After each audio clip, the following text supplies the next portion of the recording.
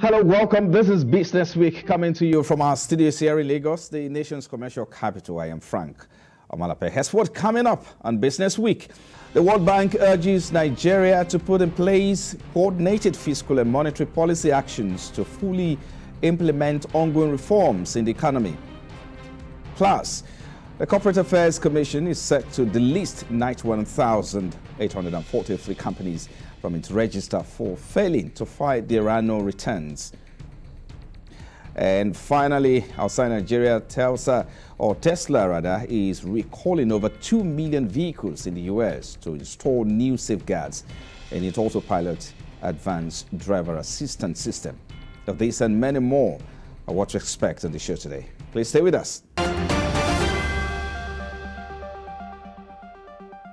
Well, thank you for joining us, everyone. Let's begin with major stories that make headline in the course of the week. Now, the Corporate Affairs Commission is set to delist 91,843 companies from its register for failing to file their annual returns with it.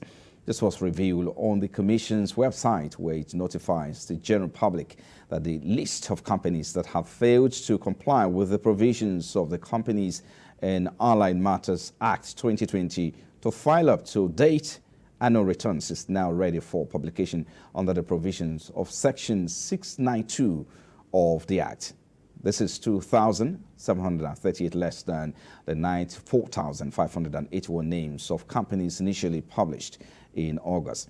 Registrar General and CEO of the CAC, Mr. Garba Bukaro, said that the Commission will send a notice of striking off to the companies that will be impacted before taking the action that is required by the Act.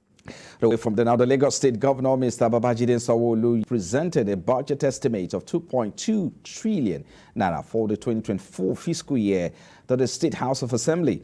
The proposed budget, titled Budget of Renewal, comprises of 1.02 trillion naira recurrent expenditure, which is 45% of the total budget, and 1.22 trillion naira capital expenditure, which is 55% of the budget.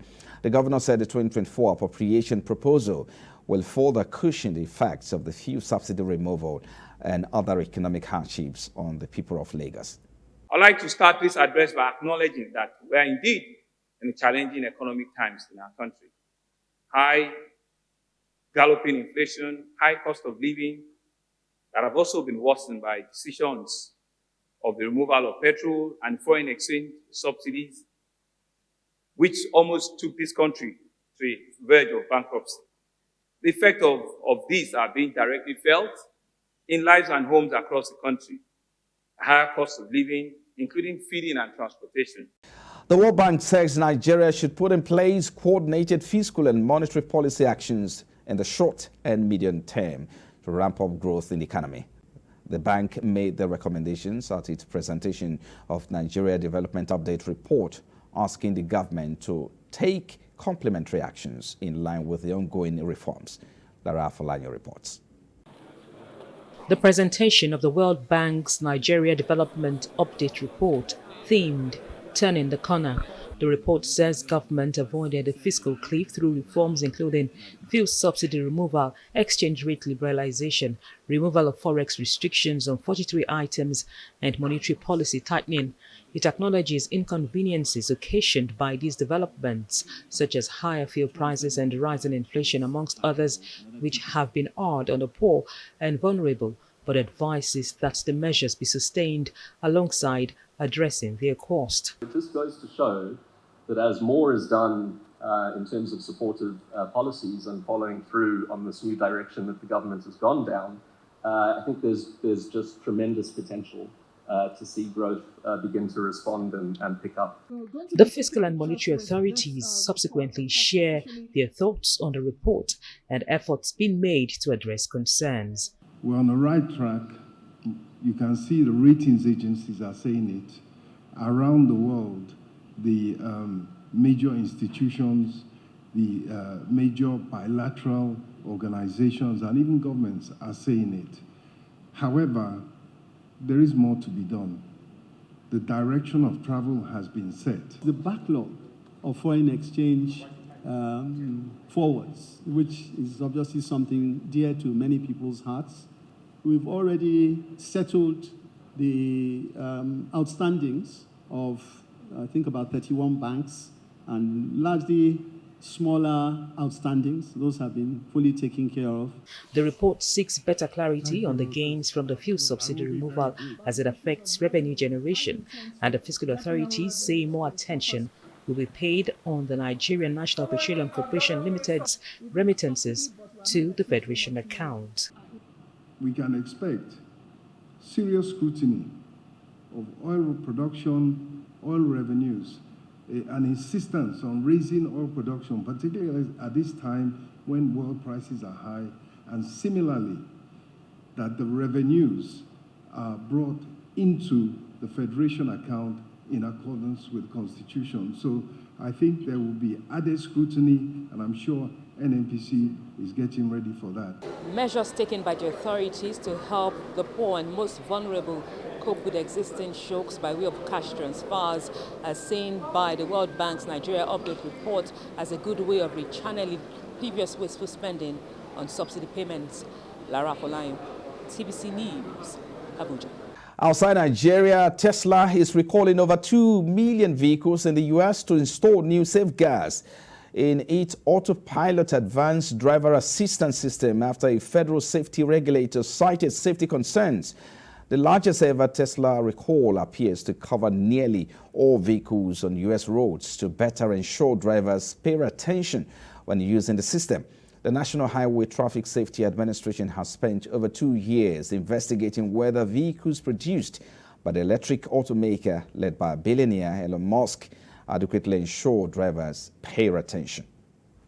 Well, those were some of the biggest stories in the business week. And coming up in a moment, Bureau of Public Enterprises disclosed plans to sell off the remaining 40% shares of the federal government in electricity distribution companies in 2024. Well, that's our focus in our conversation today. Stay with us.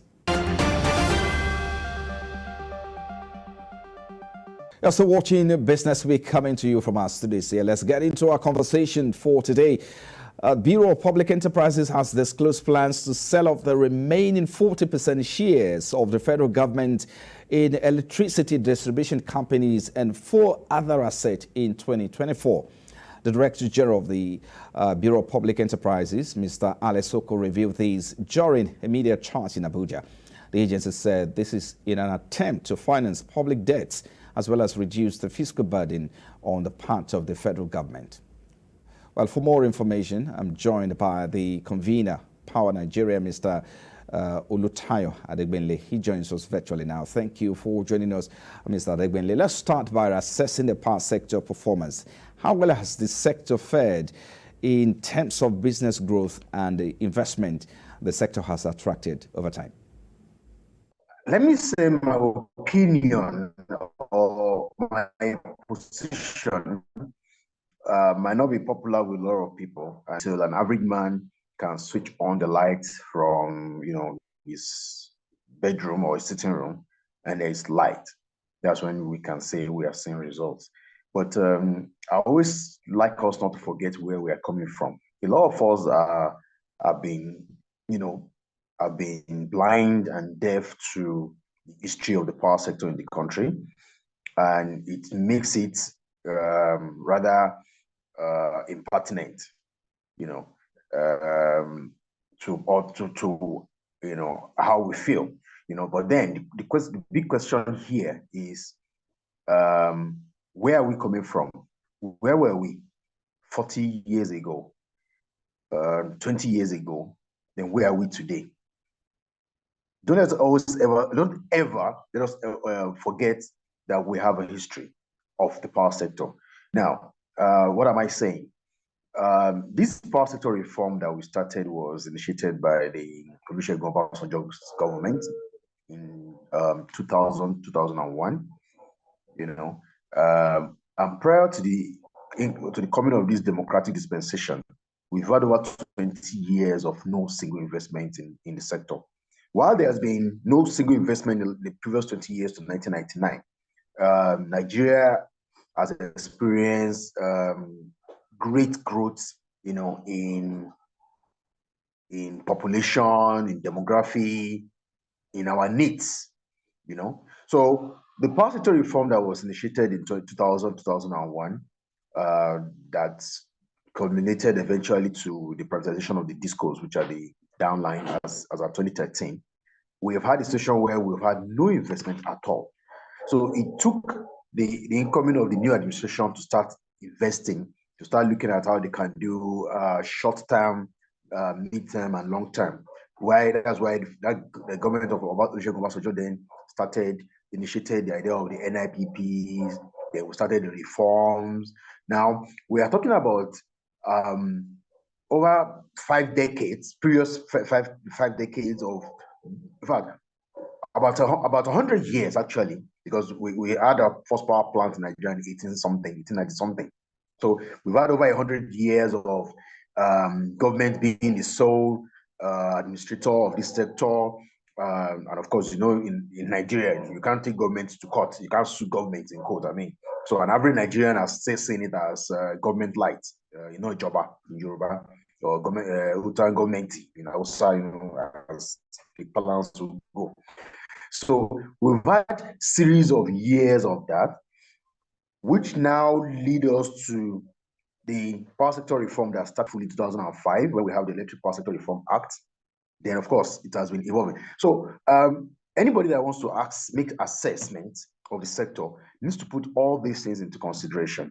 Now, one of the drawbacks, one of the things that, I mean, how will I put it?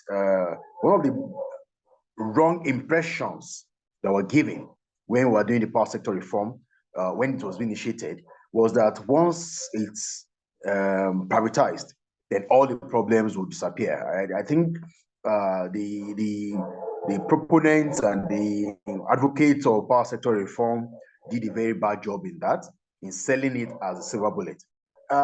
Those that were selling power sector reform sold it as a silver bullet. So it gave Nigerians the impression that once the power sector is privatized, then all problems will be solved. But our experience has shown that this has not been so. So if you ask me, how has our power sector reform journey been? I'm going to say this. It has been, the last 10 years has been years of learning how to do things, learning how not to do things, and learning how the way we've been doing things cannot work. So it's a progress. It's a learning in progress. Now, when we are talking about investment in the last 10, 15 years of the power sector reform journey, I'm going to say this, that there was a time people like us don't exist in the power sector. There was a time nobody outside the power sector knows what's happening in the power sector, you know? But now we have a situation where consumers are actively asking that they be included on decision-taking tables. Now, the present minister is doing a stakeholders engagement in the last 3 days, 12, 13, 14. Today, I think today is the last day, you know? And we have a situation where they're saying, how can you put in the supply side or end of the power sector without considering the demand end? Demand end speaks solely to consumers, Manufacturers Association of Nigeria, consumer rights advocates in the power sector, you know, and all similar interest bodies.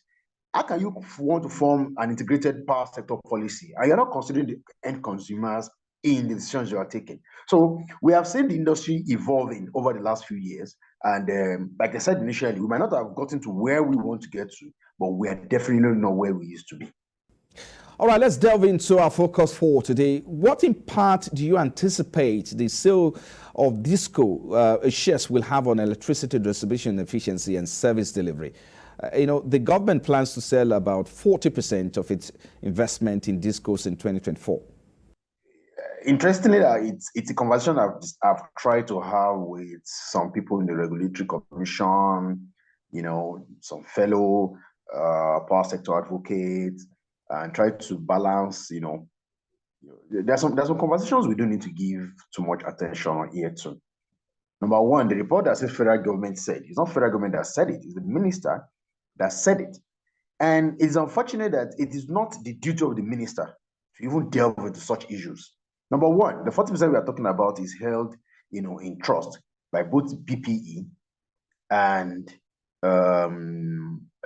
Murphy, that's Minister of Finance, investment vehicle. I wrote an article shortly after this government, got into power, where I was saying, all those low-hanging fruit that we were supposed to focus on.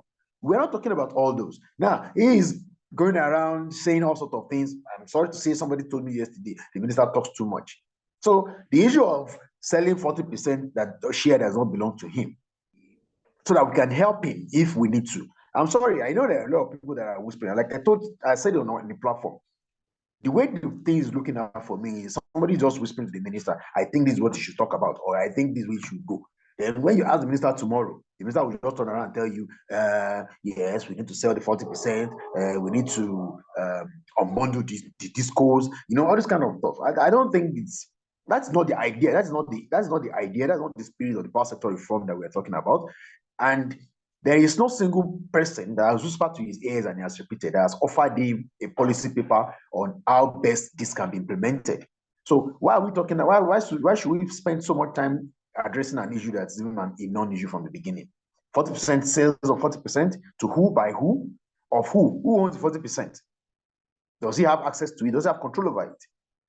Is that what he said he's going to present to the FEC? So, I mean, I don't think it's something for us to dwell on, honestly, between you and I don't think, and for the listening public, it's not something for us to dwell on. Let's talk some more about the reason the government plans to take this step. The Bureau of Public Enterprises talked about the fact that the government needs to finance its public debt and reduce fiscal burden. Do you think there are consequences here? And secondly, this require kind of a long investment. Perhaps this is an avenue to open up the sector for more investors to come in. And how would they, because the question is, there is a challenge in the sector. And so the government needs more investors to come in. Well, I think the jury is already out on the performance of the present BPE leadership. I cannot speak so much to how effective they have been or how ineffective they have been. But what I can speak to is the fact that till tomorrow, government has 40% stake in the discos, and none of the board of directors of the discos reflect that 40% stake that government has in it. It is the duty of the BPE to ensure that that is fully represented. If we are not asking, again, a lot of statements that people make are going to be diversionary. So if you are not speaking to, how effective the management of BPE itself has been, how BPE has represented government on board of these discos effectively, then trust me, I don't think anybody coming out today to come and talk about raising funds that he didn't say 8 years ago, he didn't say 5 years ago, he didn't say 4 years ago, he didn't say 3 years ago. Now he's coming to tell us that we need to raise funds, which we all, the foreign fund is not a new thing. I personally, I said everybody can say anything they want to say, but how workable is it is a question. Have we looked at the legal framework? Have we looked at the policy framework? I'm going to ask you this. You are aware that Nigeria, either knowingly or forcefully or whatever it is, people that did it, went to go and take loan from Germany for Siemens deal, right? Based on the structure that we have from the discos, and the same